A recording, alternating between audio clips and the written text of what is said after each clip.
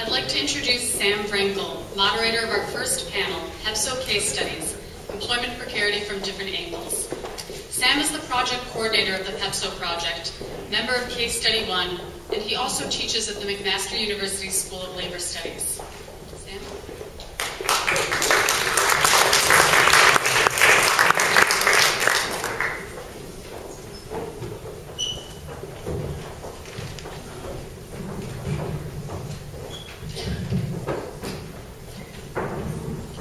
Thank you, Stephanie. It's great to see so many of you here. Thank you for coming to this important juncture in the PEPSO project. Today's first panel discussion is an opportunity for us to highlight some of the other great work that's going on in the PEPSO project. PEPSO is made up of 6 case study streams, each exploring various dimensions of precarious employment, its impact on families, individuals, and communities, and looking at responses. The 3 case studies presented today are all well along in their projects. Each panelist will be discussing preliminary findings related to their project. Our first presenter is Dr. Grace Edward Galabuzzi from Ryerson University. He'll be discussing findings from the research stream titled The Impact of High Levels of Precarity on Neighborhood Economies and Particular Populations. This research project is co-led by Navjeet Sidhu, a researcher at Social Planning in Toronto, and a recent grad of McMaster's Work and Society program. This research aims to understand how precarious employment is reshaping social and economic structures in several Ontario communities, and how it's impacting particular populations within those communities.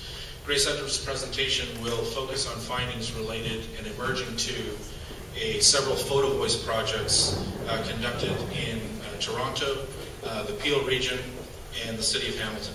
I'll just echo Stephanie's comments earlier. The photographs from these projects are around the room and can also be found in the report and summary, and also on our webpage. The second presenter is Megan Spazewski from, Megan is a research coordinator at Access Alliance, Multicultural Health and Community Services. Megan will be presenting findings from the case study titled Skills Mismatch and Precarious Employment Faced by Racialized Refugee and Immigrant Women in Toronto. This case study is co-led by Dr. Charlotte Yates, Dean of Social Sciences at McMaster University, and Yogendra Shakya, a senior researcher at Access Alliance. This research stream investigates systemic challenges faced by racialized newcomer women in securing stable employment in their fields. In particular, it explores the multi-dimensional disadvantage that often leads to long-term precarious employment trajectories for immigrant women when entering the Toronto labour market upon their arrival. The third presenter, or the third presenters, are Dr. Don Wells, who's Director of Labour Studies at McMaster University, and Andre Lin, Manager of Community Investment at United Way Peel. They'll be discussing findings from their case study titled Migrant Labour and Undocumented Labour. This research stream is co-led by Dr. Lewin Goldring from York University, Dr. Janet McLaughlin from Wilfrid Laurier University, Stan Raper from the United Food and Commercial Workers Union, and Josephine Eric of the Migrant Worker Family Resource Centre in Hamilton. Their project is currently exploring the impact of precarity on the families of migrant workers who come to work in Southern Ontario under the Seasonal Agricultural Workers Program. As many of you know, this is a federal program that brings workers to Canada from Mexico and several Caribbean countries, during which time they're away from their families for much of the year. Their focus is on workers from Mexico and Jamaica, the 2 main sending countries under this program. I should also mention that there are 2 other case studies that won't be presenting today. The first is titled Precarity in the Community Services Sector. This project is led by Dr. John Shields from Ryerson University and Dr. Donna Baines from McMaster School of Labour Studies. And the final is titled Collective Responses to Precarious Employment. This case study is co-led by Karen Lior from the Toronto Workforce Innovation Group, Dr. Meyer Semioticki from Ryerson University, and Cami Pierce from the Canadian Auto Workers Union. You can find out more about those case studies and, in fact, the ones that are presented today on our webpage and in our newsletters. A few words on format before we get started. We've allotted each panelist 10 minutes to discuss their research. This will be followed by a question and answer session in which you'll have an opportunity to join us in conversation and discussion. So our first speaker is Edward.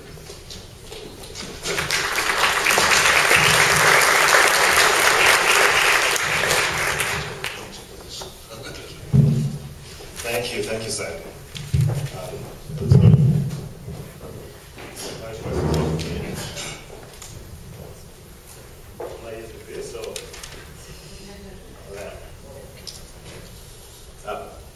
My voice is also a bit because I'm struggling with a bit of cold, but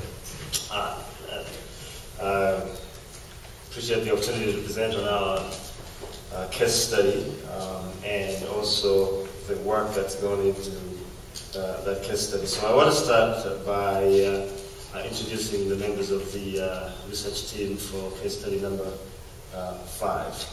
Case study number 5 again is looking at the impact of high levels of precarity on urban neighborhoods and particular populations. So I don't know whether I'll go through all of this as I would like to, so that we recognize the people who have done the work. But I'll try and quickly read through the list. Alan Mason, Deirdre Pike. So maybe you can either put your hand up or you can stand up, whichever of those two. I'm Alan. And the Shalit, Nassim Hark. She may not be back in the country. Doreen Fumier from Ryerson University, Emma Reed Rio from Community Social Planning Council, Jasmine Escondo from McMaster University, Jeff McElroy at the back there from Region of Peel, Anita Sterlinger from the United Way of Peel, Ruwai Eskanda from Region of Peel, Shalom Kitts, Region of Peel, Hannah Atom from Region of Peel, Javjit Sidhu, who was introduced previously from Community Social Planning Council, who is the co-lead. And we have a number of other colleagues who at some point or other participated in the team, but have subsequently left for a variety of reasons, and some of them were still maintaining contact with Ed Kotheringa, who was with Kosti and now is a community member.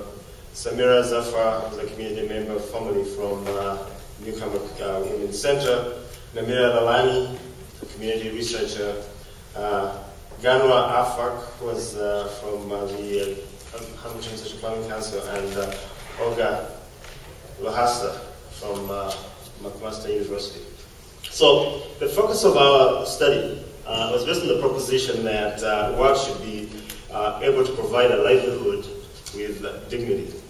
And the understanding, as demonstrated in the research that's been presented by Dr. Luchek, that employment trends have changed over the past 30 years, making it harder to find full-time employment and to stay fully employed.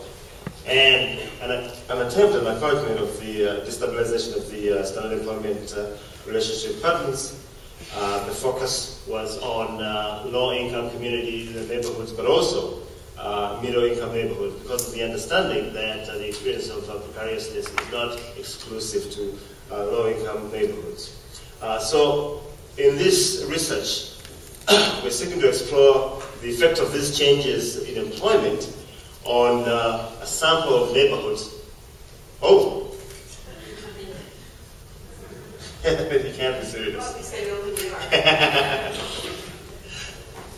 On some neighborhoods, the focus was on the communities or groups that historically vulnerable to precarious employment, women, racialized groups, immigrants, and LGBT groups. The question of youth is an ongoing concern, and we continue to talk about that. Now, you will see images on the screen that are from the project from the three regions, Greater Hamilton, Region of Peel, and City of Toronto.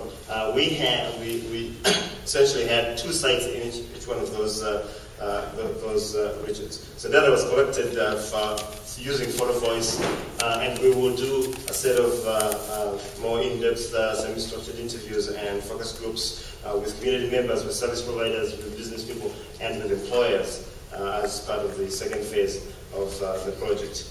What we essentially did was invite community members to participate in this phase by taking photographs to capture how the changes in employment have affected their lives, their communities, and their neighborhoods. Essentially what we're looking for was a sort of more granular view of the experience of precarious work and its impact on neighborhoods. What are the life experiences of the individuals who are trapped in precarious work? What is the experience of unstable livelihood that they are feeling? So I guess I won't have a lot of time to describe what we're doing. I wanted to say that for us, one of the challenges was trying to figure out a way to describe precarious employment so that we can get a sample of people who sufficiently understood what we were asking them to do. And so the definition we used was that precarious employment is characterized by increased economic insecurity, reduced entitlement to ongoing employment, limited control over work schedules, low pay, limited benefits, and fewer opportunities for career advancement in whatever organization people are in. Again, so in terms of methodology, we did photo voice, and we're going to do a set of interviews and focus groups in the second phase. In terms of the selection of neighborhoods in the 3 regions, we essentially used what we refer to as a PEPSO composite index of neighborhood characteristics that serve as indicators of precarity and precariousness, and particularly levels of part-time and temporary work, unemployment rates, medium household income, percentage of racialized group members in the neighborhood, percentage of immigrants in the neighborhood, percentage of Aboriginal people in the neighborhood. We also looked at the size of the LGBT community in the neighborhood as part of the selection of those sites.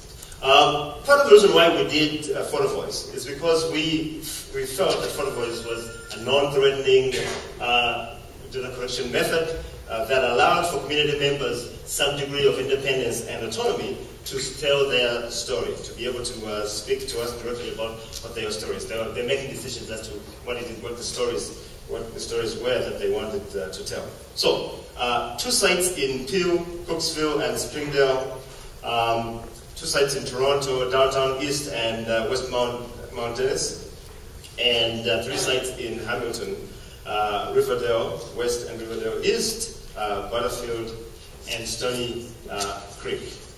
In terms of the sample inclusion criteria, gender, age, ethnocultural, racialized status, immigrant status, sexual minority status, employment currently in precarious employment or experiencing precarious employment for the past 1 year, duration in terms of residence for 6 months in the neighborhood. Okay, so 3 key questions. How does precarious employment affect your livelihood and your neighborhood? Second, what changes have you noticed in your neighborhood as a result of precarious employment?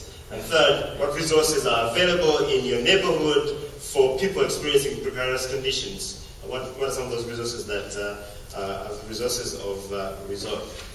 In terms of what the participants said, by, I guess, frequency of responses, housing challenges, they connected the precarious employment to housing challenges, to health being compromised, social services being inaccessible, community safety, transportation inadequacy, access to the labor market, underemployment, immigration and integration, childcare availability, income insecurity, employment services that were questionable, particularly those from the private sector, food bank dependency, paid day lender proliferation, violence, and drug and the drug trade.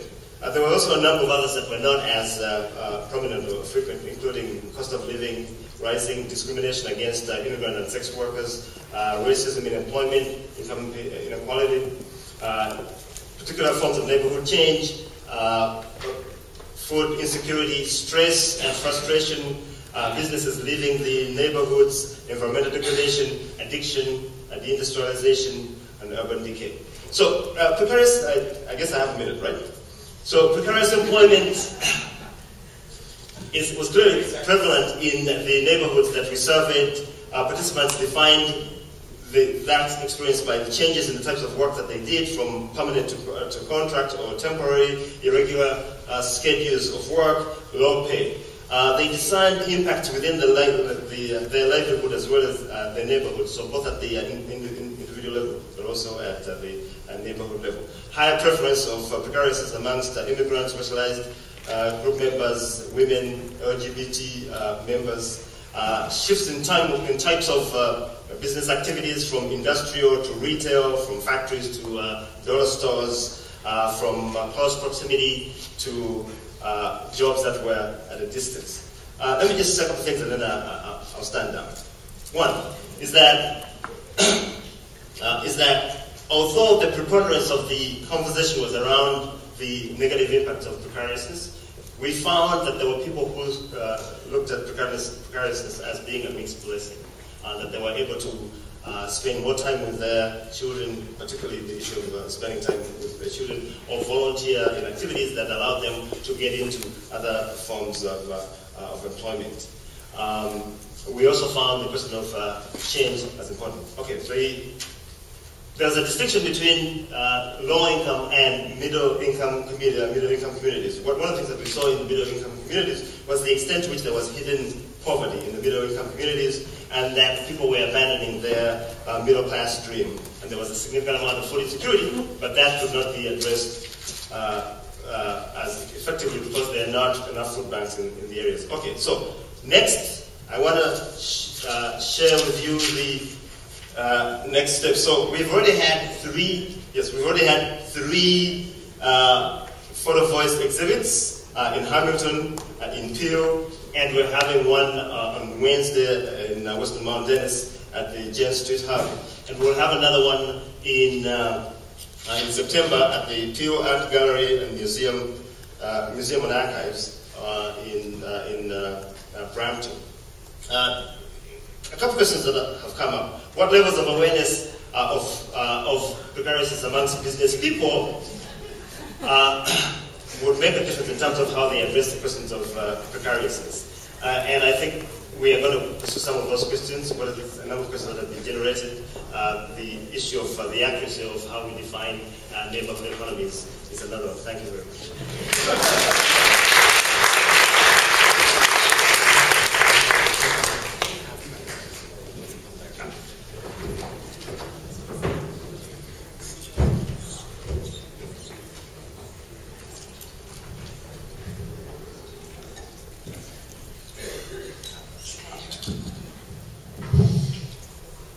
So Sam already introduced me earlier. My name is Megan Swasewski, and I'm a research coordinator at Access Alliance.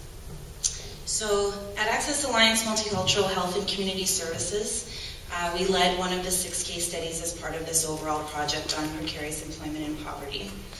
Our case study was interested in looking at the labor market barriers facing racialized immigrant women, what we're calling a job skills mismatch that is forcing women into precarious employment pathways and the resulting negative health outcomes of these processes. So I'm going to briefly go through why we decided to undertake this study, 4 of our key findings, and 3 kind of take-home messages that we're putting forth based on our analysis to promote socioeconomic equity. So strong national level evidence in Canada says that compared to other groups, racialized immigrant women are faring the worst. labor market and economic outcomes, a finding that also emerged in a previous phase of research we undertook on employment and income insecurity faced by racialized groups in the Black Creek neighborhood in Toronto's West End. Census data shows that immigrant women are more likely to be highly educated, with 49% of recent immigrant women holding a bachelor's degree or higher. This compares to 23% of Canadian-born women and 19% of Canadian-born men. The national level data shows a gender wage gap of 28%, whereby women as a cohesive group are earning 72 cents for every dollar that a male worker earns. However, racialized immigrant women as a subgroup face the lowest median income rates. According to the 2006 census data, there is a 55% wage gap compared to Canadian-born non-racialized men. So the disaggregated data hides this, pointing to the need for an equity-focused analysis. In this study, we were interested in looking at the cross-sections of discrimination on the basis of gender, race, and immigration status and migration experiences. In order to understand the barriers to the labor market, all of these dimensions need to be considered together. Barriers newcomers face to the labor market cannot be solely attributed to newness, as they persist over time and are often not overcome in a lifetime. Our research team is made up of academics, healthcare providers, health promoters, and peer outreach workers who acted as co-researchers. Half of the interviews were conducted in English and half of them were conducted in another first language, represented by the peer co-researchers who also served as interpreters for these interviews. So our qualitative study, where our team interviewed 30 racialized immigrant women stuck in precarious employment pathways, has revealed rich evidence about the everyday level causes, experiences, impacts, and responses to this troubling trend. We treat employment as a central social determinant of health as outlined by the World Health Organization. Based on consultations and surveys with clients at Access Alliance, employment issues ranks among the highest concerns identified in the last 2 years of our client survey data. So I'm going to quickly go through 4 key findings. Number 1, the structures of disadvantage start very early on for racialized immigrant women, beginning from the decisions to migrate and the immigration application process itself. The perception of women immigrants as mere followers of primary applicant men immigrants influences immigration policies and regulations. This in turn affects immigration patterns and decisions. Both have an effect on post-migration expectations of gender and family roles, and reinforce the false assumptions that women immigrants are either without skills or financially dependent. Female financial dependence is therefore already rooted in the institutional practices of immigration. Immigration trends are quickly changing, though. In 2011, 39% of primary applicants in the skilled workers and professionals immigration class were women, an increase of almost 15% in the last decade. Certain immigration policy pathways can set up immigrant women into negative economic and employment pathways, for instance, the live-in caregiver program, smuggling or problematic spousal sponsorship arrangements, and other forms of tide moving. The framing of independent or primary applicants and dependents is based on a system that assumes primarily economic motivators for migration, an assumption that's highly gendered and not reflective of the current reality. This brings me to the second key finding that I want to highlight. Immigrant women migrate to Canada for social and health reasons and not just economic reasons. These social and health dimensions remain priorities for immigrant women in Canada. The reasons citing for migrating to Canada that came out of our study were closely tied to personal or family security and political stability, with more than half of our participants citing these as their main motivators for migration. Financial or career reasons were only mentioned alongside other social and health motivators by 4 participants, 2 of whom came on a work visa through the live-in caregiver program. Participants in our study noted that they took survival jobs so that their husbands or partners could pursue career-related training or pathways. Our participants' career pathways were seen as secondary to their male counterparts. Lack of support to meet social and health priorities negatively affect their labor market and socioeconomic participation. As one participant explained, having looked into the required commitment to upgrade her education, she decided to hold off until her children were older. She said, Yeah, a little bit older, and then I'll have much more free time. I won't have to take care of them that much. At that time, I'm planning to upgrade for 2 years, so this will all be after my children grow older. This trend was repeated among other participants, pointing to the gap in social policies, in this case access to affordable childcare that would enable more immigrant women to pursue work in their fields sooner post-migration. Our third finding is that racialized immigrant women face many structural and social barriers to getting jobs in their field. The experience and outcome vary based on the following factors: occupational fields, age, family structure, and social support at home. One of our participants tells of her experience when seeking a job in her field of study. I'm quoting, "I remember when I was asking someone from the bank, how did you apply? Because I knew that she was also an immigrant. And she was saying that, oh, you're better in the caregiving profession because you're Filipino." I was like, okay, so it's like putting a label on me that you cannot work for this kind of field, when in fact I was telling her that I have experience working for a bank. Another participant explained that women found it difficult to find employment outside of their ethnic or cultural communities. She said, yesterday I was talking with one of my friends that when I went for an interview, this Monday it was, maybe my hijab was the problem. She said, you can't open your hijab for the job. Myself, I'm not doing that. It's my culture. I have to wear this. I can't leave that only for a job. Our findings show the following about each job fields that were represented by our participants. Teachers have the worst labor market outcomes with little chance to get a teaching-related job, except among some of the younger participants who are willing to go through the recertification process, and even then the jobs are sparse.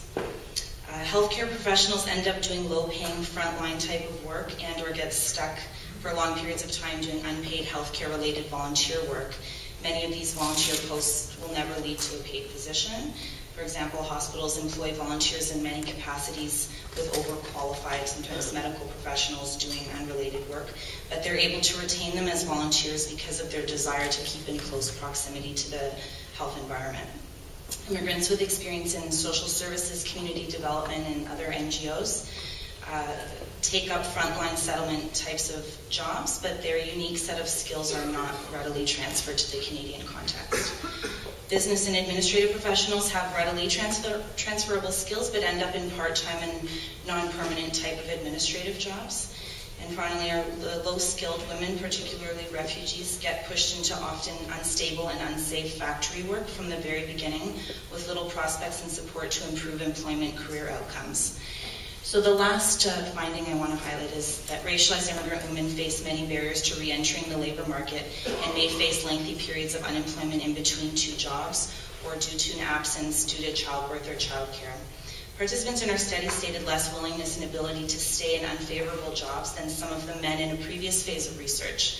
We attribute this finding to a few overlapping factors. One, women are more likely to quit a job due to family or health priorities.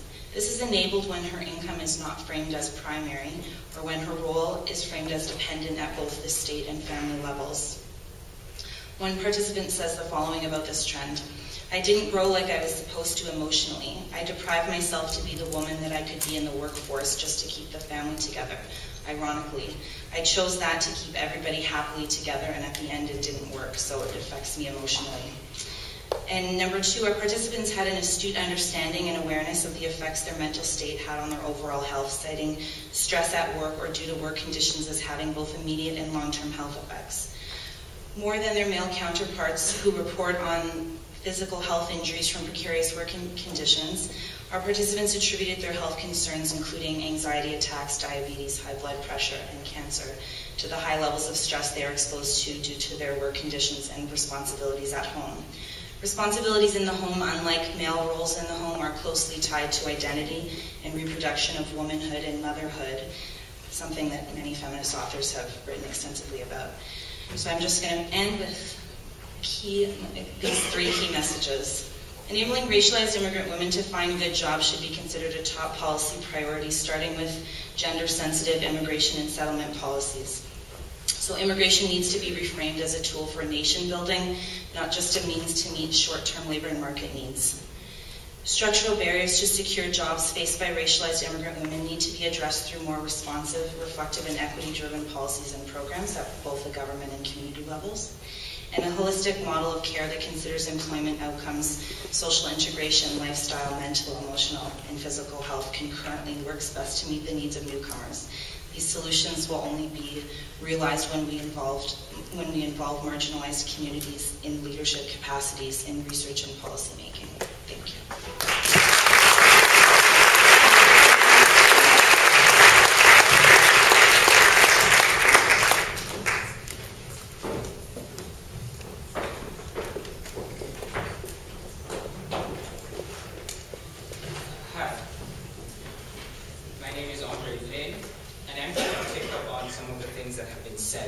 The report shows that there's a growing pervasiveness of precarious employment in the GTAH as well as Canada-wide, and also that precariousness or precarious employment there's a continuum.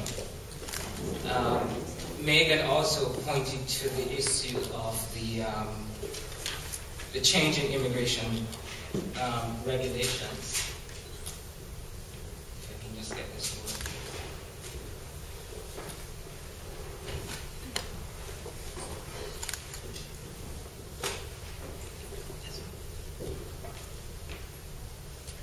So I just want to bring your attention to this slide here, which shows that the number of temporary foreign workers to Canada has risen significantly in the past couple of years. We can now see that the number of temporary foreign workers have outpaced the number of permanent residents to Canada. And this is of some concern as it relates to precarious employment. For our case study, we are looking at this Seasonal Agricultural Worker Program, which we will refer to as SWAP. And this began in 1966 with a bilateral agreement between Jamaica and Canada. And by 1974, there was a bilateral agreement between Mexico and Canada. We refer to these workers under the seasonal agricultural workers as migrant farm workers, and they're predominantly men who are required to be relatively young, healthy, and have a family. Why? So that they are able to go back to their homes at the end of the season. This is a specific requirement of that particular agreement. And then you might ask, why do they come to Canada in the first place to work here? Like the rest of us, they go out to work to be able to care for their families, in particular their children. Many of the farm workers have told us that this is a sacrifice that they have to make for their families. But when we spoke to the families, it's a sacrifice that's being made by all of them. One particular spouse of the farm worker puts it quite well. She says, sometimes you feel money doesn't mean happiness. We need money for everything, but money is not everything. Happiness is not money. You prefer to have him here when you're about to deliver your baby. So in terms of the precariousness of the workers, basically they're tied to one employer with very little chance of changing that employer.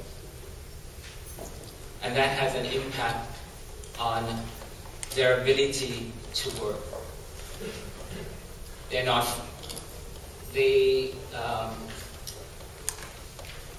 There's no guarantee that they will come back. This is determined by the employer. They can be fired and repatriated at any time, and there's no right to appeal. And of course, they have no pathway to landed immigrant status.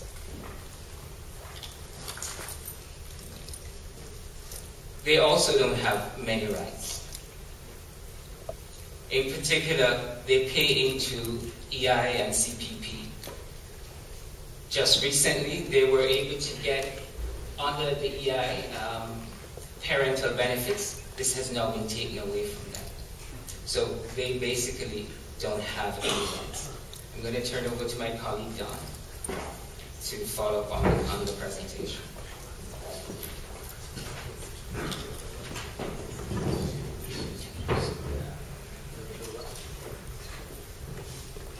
thanks very much, Andre.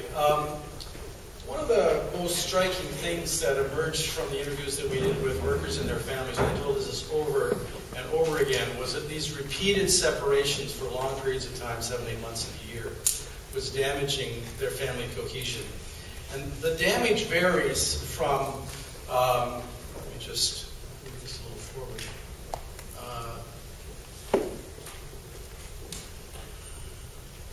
The damage varies from family to family, but every family that we interviewed talked about the kinds of damages that they were experiencing as a result of a worker coming to Canada for this length of time over and over again. So here are some of the key findings. For the workers themselves, Andre was saying that workers who come here to Canada say invariably that the reason that they do it, the primary reason, is for their families. That's over and over again, that's what they say. Repeatedly they do this. But the cost is, they say this also over and over again, is the varying degrees they become strangers in their own families. Many of the men feel that their children lose respect for them as fathers. Many of them report that they're concerned that their spouses may have relationships with other men while they're away here in Canada. The spouses, in effect, have become single moms. So they report that typically, that this is how they feel. They feel that they're unable to cope to varying degrees with being mom and dad doing everything by themselves without support. They especially report being unable to control their kids, and that's a particular problem for boys beyond a certain age. They also report feeling physically insecure. Many of them live in communities where there's a fair bit of violence. And they are poor families, and there's violence especially that they're faced with because there's an absence of males in the household, of adult males in the household.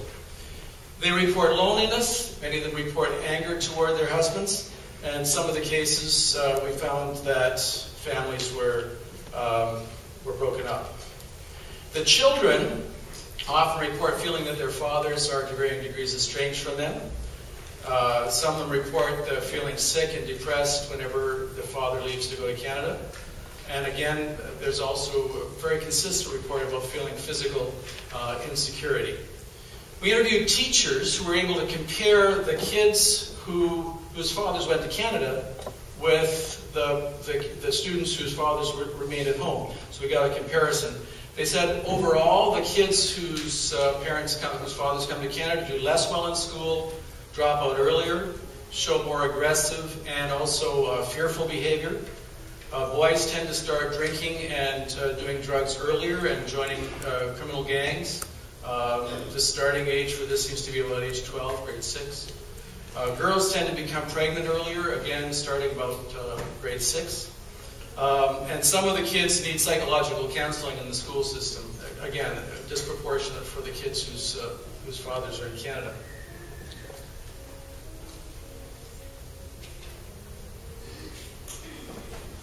One of the themes that comes up that's relevant to all these things is that both the spouses and the workers say they often have difficulty communicating with each other when they're in Canada. They often have difficulty getting access to proper communication. Based on these kinds of findings, I'll get this by the end of this. We could consider broadening our conception of labor rights and standards to deal with transnational families. So that would mean, for example, giving them transnational communication rights, access to telephones, access to internet, rights to that. We could give people visiting rights so that workers could come and visit their families. You know, if there's a death in the family, if there's a sickness in the family, important events, births, graduations, and so on. And similarly, families could come and visit the workers in Canada. As Andre mentioned, we could also reinstate EI benefits. Workers have come to depend on this for their families. This has recently been taken away. We could reconsider this. Last point, sorry to go over time here a little bit. there are a few things that we can talk about in terms of improving working conditions. There's a lot of research on this, not just ours. Faye Faraday, who's going to be speaking to us later this afternoon, has done a really superb, comprehensive report on these. Here are some of the things we could think about. I think that the most important is the right to unionize and to bargain collectively. Most provinces have this for agricultural workers. Ontario and Alberta are the only exceptions. A strong democratic union could give workers real voice in promoting the changes that they need and their families need to reduce precarity. And it would help to offset the power imbalance that Andre talked about, the deep and profound power imbalance between the employers and the workers that underlies their precarity. Thanks very much.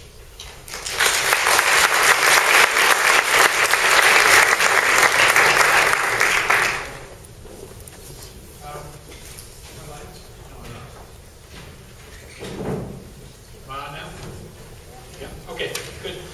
Let's open up the floor for your questions. Obviously, our speakers have a lot more to say, and I've wedged them into a very short time period to say it. So why don't we take, probably be best if we took one question at a time. Apparently, we're down a mic on the floor, so anyone?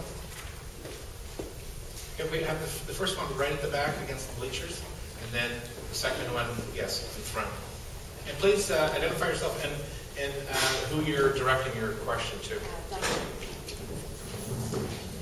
Is this on? Dr. Murray Wallace, to everyone actually. I just wanted to follow up on the question about issues of race and poverty. It just seems that if one looks at just precarious employment without looking deeper at the causes, that we might specifically get some kind of specific data as to what exactly causes precarious labor in different communities. So, especially for Megan then, I was concerned about the issue about immigrant and racialized women. There was a study looked at both immigrant women and racialized women who've been here like forever. No, immigrant women who are racialized. All right, because I guess then there seems to be a gap in terms of looking also at racialized women who face all kinds of different issues. And of course, one of the key things that we're finding in this province, and this has been done in other studies about racialized poverty that is both gendered and race, and this is not only about newness, as you mentioned, that this issue is entrenched and is structural, and the kinds of issues that we've all been looking at in terms of systemic racism needs to be a key factor in the studies, I'd like to suggest.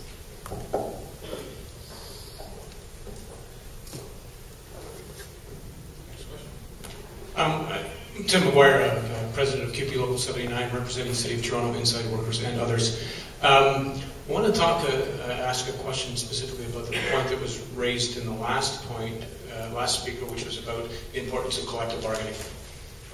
I don't think people necessarily see the link between, which are seen as union rights, the fat cat subcontracts, and those kinds of things. It's the way it's portrayed in the media usually, whether it's public sector employees or auto workers. Certainly couldn't be perceived farm workers that way, but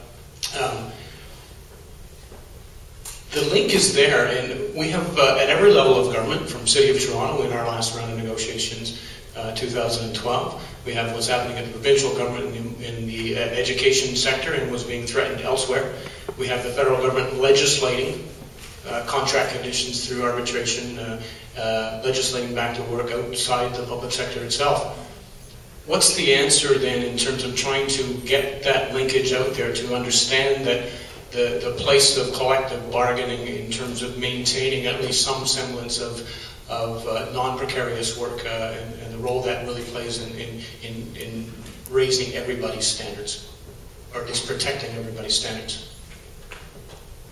Well, one of the things that we find very interesting is that when you have provinces like Quebec that have collective bargaining for agricultural workers, you can make some gains. And so in Quebec, agricultural workers who are organized by UFCW have been able to get seniority rights, and they've been able to put a lot of things on the table. It doesn't mean that collective bargaining solves all the problems, but it does provide a precondition for doing that. absent collective bargaining, absent unionization, it's very difficult to even begin to imagine people being able to voice their concerns and being able to have some leverage. I think that's the connection. How you get that across to the public, that's something that we're interested in this project. If we can get enough money together to put together a video, we'd like to take the video, show people what's going on in the workplaces, show them what's going on the farms, take the video to communities, show them in church basements, show them in synagogues and whatever, show them in community centers and say, here's what's going on, especially in the communities where farm workers are going themselves, because one of the things that we're finding is that people are isolated on the farms. People don't know about them, and they don't think of them as human beings. When people start thinking about collective bargaining as human beings with family relationships, I think that makes a big difference. Not the final answer, but it's, I think, a key part of it too. I just wanted to add to that from the way that our participants describe their experience and how they respond to it, some of the strategies for addressing their experience, very few of them talked about collective action, unfortunately. Most of them talked about individual action. They're going to volunteer, they're going to go to these kinds of agencies. So I think there's still a gap between how many of the people who are in these conditions conceive of themselves as potentially having an identity that can allow them to act together.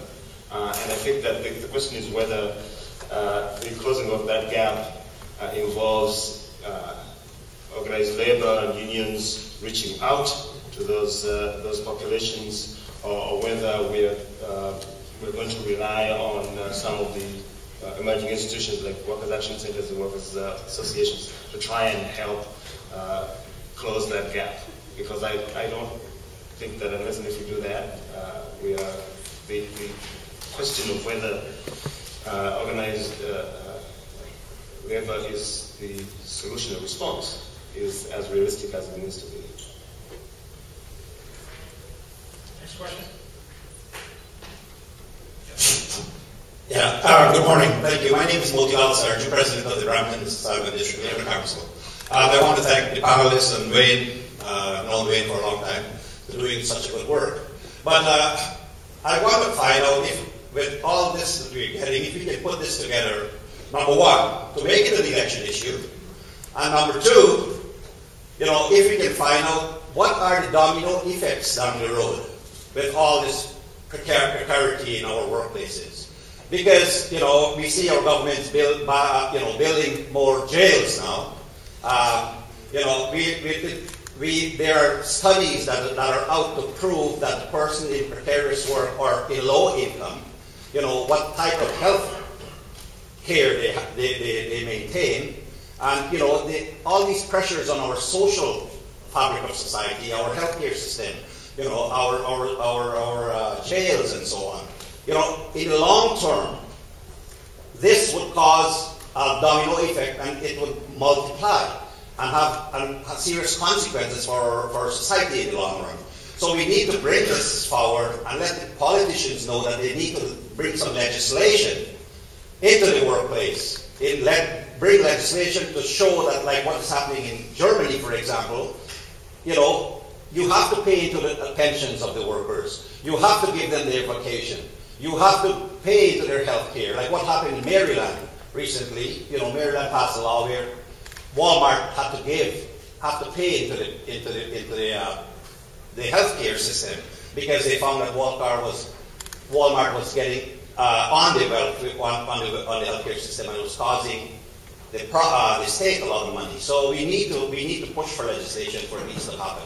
So I need to find out whether we're going to do another report that we can bring it to show that domino effect down the road and what it will do for our society later. Thank you. Thank you for the question. I do believe that there is another report in plan, and we do plan and hope to look at these issues in a longitudinal fashion. But I'm wondering, Don, would you like to respond to the questions about the capacity of the political system?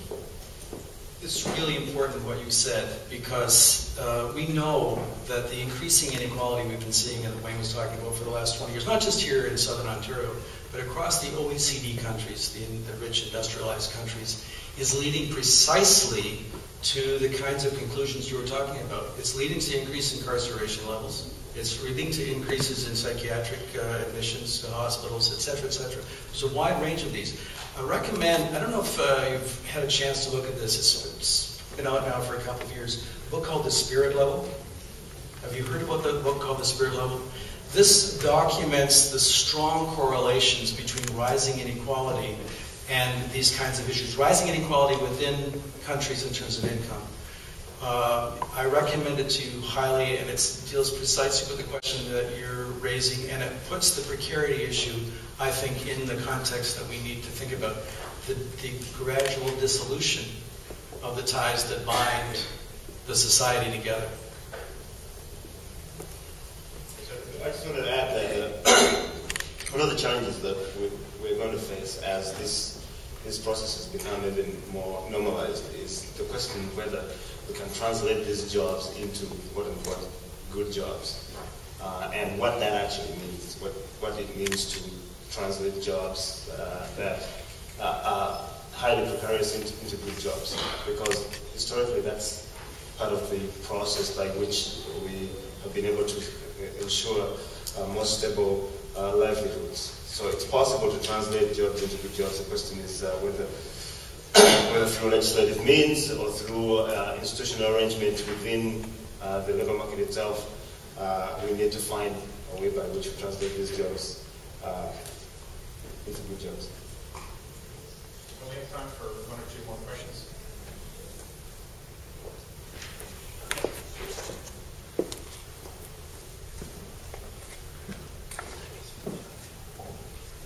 I guess this is a question for all the panel members.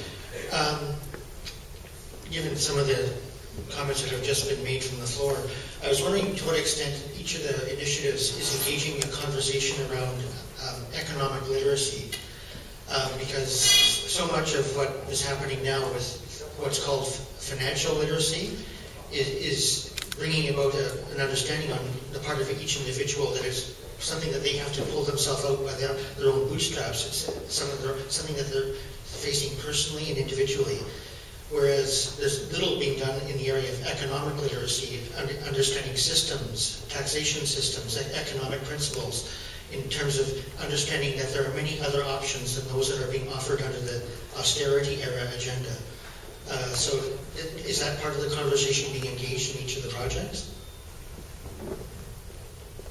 Donna, if you would speak to the initiatives that the USCW is doing to meet those ends with migrant worker communities. Yeah, I think that there's an even broader question here than the migrant workers, is the way in which ideologies have been constructed over time that give us the feeling that it's our responsibility when the labor markets fail. And so the same people who are the victims of labor market failure see themselves as personally responsible for that. And we've seen a spate of suicides. We've seen all kinds of self-damage that's related to that. Our project doesn't deal precisely with that, but I think it's one of the most important insights into a society in which there's this profound social control at the level of personal ideology, which makes us feel that somehow if the labor market fails us, we fail. So I think it's something we should talk about, but it's not been directly part of our work. I think it's part of the broader conversation that we should be initiating here.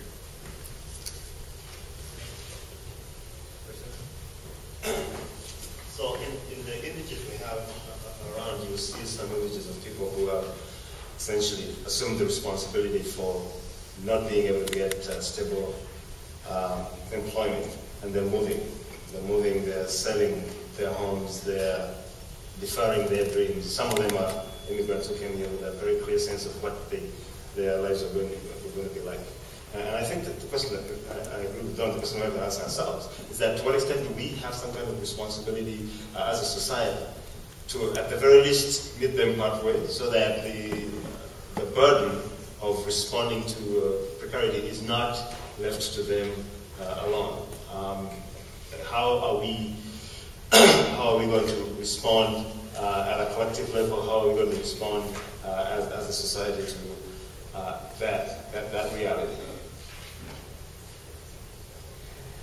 I think the way that a few of these questions have sort of tied together and what Grace Edward and Don are saying is this entire individual approach. This is why people are taking it on as their own faults for not having good work, and the health impacts of that are far deeper, I think, than if there was a collective cushion to absorb that.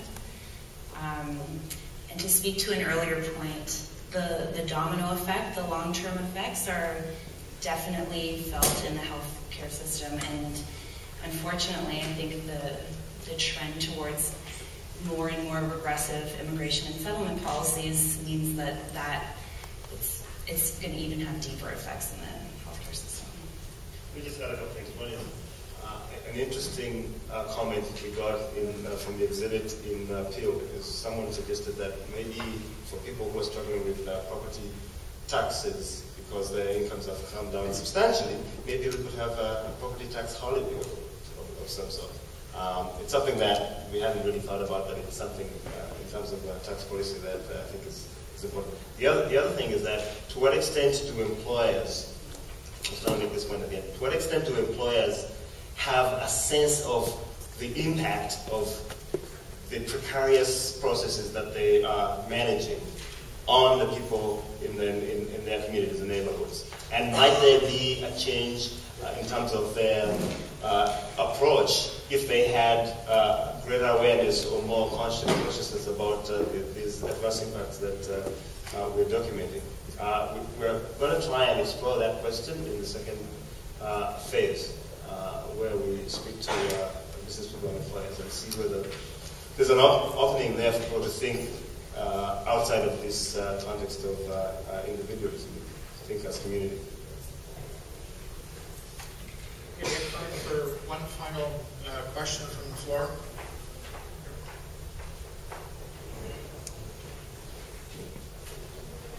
Pat Dillon from the Building Trades Council. I think that I was really interested in the report. I think it's great. But I think one of the sensitivities we got to have is what we talk about when we say good work. Work is good. It's the benefits and the conditions of that work that this report needs to be talking about. I think it's pretty difficult out in the public to talk that this group or that group don't want to do this work. It's bad work.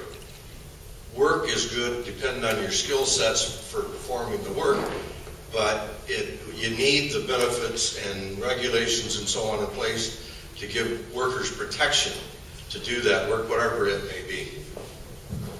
So I talked about good jobs. I said nothing about bad jobs. And I was very clear about that. And the reason why I didn't is because there are historical processes that have transformed jobs that were highly precarious into good jobs that ensure stability in the workplace and in the community. And this is part of what we need to do with the set of jobs that we're now confronted with. We need to ensure that these jobs are good jobs. We need to ensure that we eliminate the characteristics of precarity that make the livelihoods that come from these jobs unstable and insecure, and all of the adverse impacts that we have documented. I agree with that. I mean, these good jobs are politically constructed. They're politically constructed. They don't fall, good jobs, bad jobs don't fall from nowhere. And I think that's been the sense of everybody probably in the room who's been doing this research, that we are all engaged in this together in the political construction of this kind of precarious work, and we can deconstruct it, we can change it into better jobs. I think I would just add in closing that one of the things that this study tells us is that good jobs need to be protected. And even though we do have a some would say a robust legislative and regulatory framework to protect workers. One of the things that we are hearing is that policing and enforcement is critical in that process in protecting. But can I add in response to Don that as much as we can have a conversation about good jobs being politically constructed, there are real material implications in terms of the kinds of jobs that we're talking about. So it's not just a discursive exercise that we're engaged in here. It is talking about the instability of people's lives and communities and neighborhoods precisely because of the nature of the jobs that they have access to. And if we can change the nature of those jobs, and whether we describe them as good jobs or not, if they have the key characteristics of the kinds of jobs that build community, then we will we'll have made progress. I think simply having a discussive shift will not be sufficient. Well, thank you, Chris Everett. That's, I think, a good note to wrap this up on. We've run out of time. I want to thank our panelists for taking part in this discussion, and also thank you for your thoughtful comments and engagement in our discussion as well. I'd like now to call on.